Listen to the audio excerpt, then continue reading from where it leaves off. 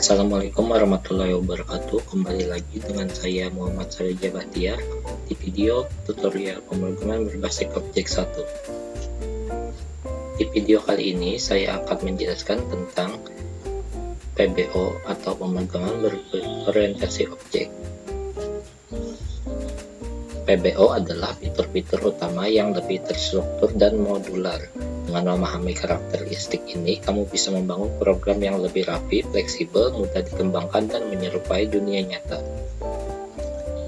Selanjutnya, kita akan mempelajari teori karakteristik PBO.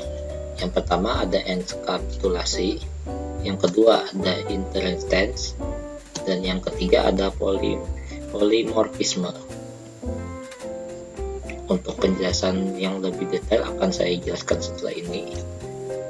Pertama tadi ada enkapsulasi atau encapsulation, yaitu salah satu prinsip dasar dalam pemrograman berorientasi objek, yang berarti menyembunyikan data dari akses langsung luar dan mengontrol cara data tersebut digunakan melalui metode tertentu, getter maupun setter. Fungsinya untuk menjaga keamanan data. Nah, untuk contoh programnya bisa dilihat seperti ini. Dari public class ekspedisi, private stringnya pelayanan, private integernya kode, setter untuk pelayanan menggunakan string, dan setter untuk kode menggunakan integer. Kalau di sini getter untuk pelayanannya menggunakan string get pelayanan, dan getter untuk kodenya menggunakan integer get kode, yang dimana variabel tidak bisa diakses langsung dari luar, hanya bisa diakses melalui metode set dan get. Yang kedua ada inheritance atau pewarisan, konsep yang memungkinkan sebuah kelas baru atau subkelas atau turunan mewarisi atribut dan metode dari kelas yang sudah ada atau subkelas induk. Tujuan pewarisan ini mengurangi duplikat kode, mempermudah pengelolaan dan pengembangan kode, mendukung prinsip reusability dan extensibility. Seperti gambar di samping, binatang itu adalah superkelasnya, dan subkelasnya ada ayam, ikan, kelinci, dan lain sebagainya. Nah, contoh dari programnya bisa dilihat seperti ini. Public class ayam, extensinya hewan. Public class ayam, string nama. Super nama, memanggil konstruktor dari kelas hewan. Public class suara, ayam berkata kuroyok. Yang ketiga ada polimorfisme, yaitu kemampuan suatu objek untuk berperilaku berbeda meskipun memiliki nama metode yang sama. Dengan kata lain, polimorfisme memungkinkan satu antarmuka digunakan untuk berbagai bentuk objek. Tujuan polimorfisme yaitu satu, menyederhanakan kode dengan memungkinkan penggunaan metode yang sama untuk objek dari kelas yang berbeda. Dua, mempermudah pengembangan program yang fleksibel dan dapat diperluas. Untuk polimorfisme terdapat dua jenis, yaitu satu untuk overloading, ketika beberapa metode dalam satu kelas memiliki nama yang sama tetapi parameter berbeda, misalnya jumlah, tipe, atau urutan. Ciri-cirinya terjadi dalam satu kelas, parameter berbeda, jumlah atau tipe tidak bergantung pada pewarisan.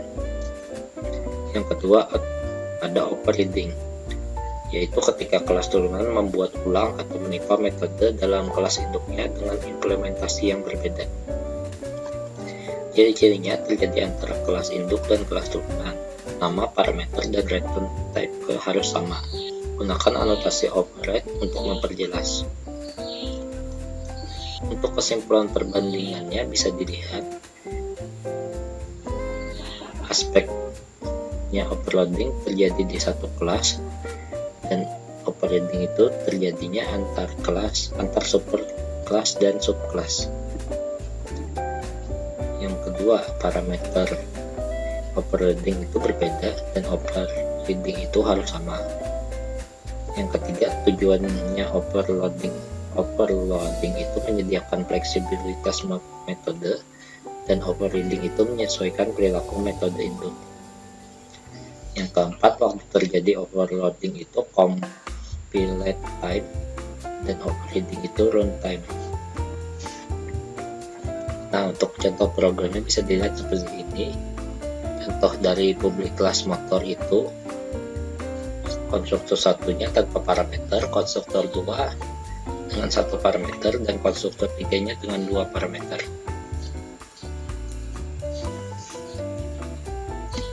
Nah, bisa dilihat seperti ini, public class-nya motor itu memiliki 3 konstruktor, dan dari public class motor tadi di extend ke motor matic dengan override seperti di gambar ini. Jadi kalau dianalogikan dengan gambar, maka hasilnya akan seperti ini. Encapsulation itu atau pembungkusan bisa dianalogikan berupa menekan tombol, misalnya volume up dan volume down, tapi tidak perlu tahu bagaimana sistem di dalam remote mengatur volume TV tersebut. Encapsulation itu data dan logika internal dibungkus dalam objek, hanya bagian tertentu yang bisa diakses dari luar. Lalu analogi inheritance atau pewarisan itu bisa dilihat seperti di atas. Kelas anak mewarisi properti dari kelas orang tua seperti warna rambut, warna mata, dan lain sebagainya. Inheritance yaitu subkelas mewarisi atribut dan metode dari superkelas. Dan analogi dari polimorfisme yaitu seperti gambar di atas, meskipun cara pakainya yang sama, semua berbicara dalam satu mikrofon, suara yang keluar bisa berbeda tergantung siapa yang berbicara. Atau polimorfisme overriding, anak kelas mengganti metode inputnya. Overloading, satu metode dengan nama yang sama tetapi parameter yang berbeda. Jadi sekian video tutorial saya mengenai teori encapsulation, inheritance, dan polymorphism.